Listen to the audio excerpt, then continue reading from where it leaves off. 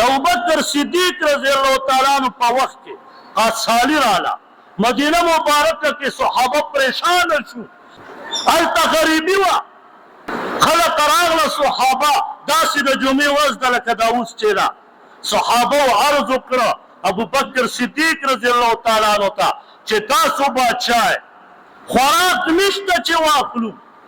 چرته واخلو قاصالی ده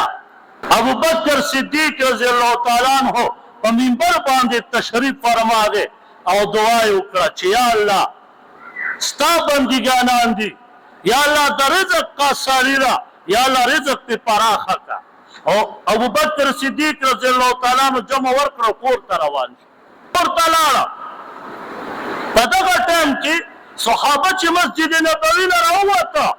د لرې نه یې ولیدل چې څه ګردې راوچتېږي او څه قافله داسې ښکاري چې را روانه ده د ماښام ټایم ته قافله را ورسېده د اوښانو مزلې وې را ورسېده نو څه اوښان د شام نه د خوراک را ورسېدل مدینې مبارکې ته او تپوس یې وکړو خلکو چې دا اوښان دي نه چا وی دا ټول د عثمان رضی الله تعالی عنہ دي د شام نه تجارت وکړو مال یې راغی خوراک سکاک سامان یې راغی او د ماسخوتن د لمونځ نه بعد چې کوم مدینه مبارکه کې تجار کسانو هغې ټول راغله او عثمان رضی الله تعالی عنہ کور ته ګیټ یې وټکاو ورته عرض کوي جی ستا تجارت مال راغلی دی په مونږ یې خرڅ کا او ستا په هر یو من کې په 40 دی اخیستی 2 روپۍ ګټه درهم اخله عثمان رضی الله تعالی عنہ ته فرمایي ما خو بل چا سره خبره کړې ده خو ماله زیاتې راکوي هغې ورته وویل هغه تجارت چې ښځه 2 نه 4 درهمه په یو من کې ګټه واخله عثمان رضی الله تعالی عنہ ته فرمایي وی ماله د دې هم ډېر هغه راکوي صحابه ورته عرض کوي چې جی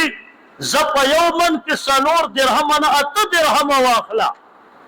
خو په مونږ یې راخرڅ کړه مدینه مبارکه کې قاصالی ده عثمان رضی الله تعالی عنہ ورته فرمایي ماله د دې هم ډېره راکوي بس هغه تجاران ورته وایي چې بس چې هغه ډېره درکوي به په هغه یې خرڅ کړه مونږ یې بیا قابل نه یو ځکه زمونږ دومره وس نشته را روان شو ورته فرمایي ودرېږئ ما د داسې تجارت کړی دی همدغه ونې کې به راتاله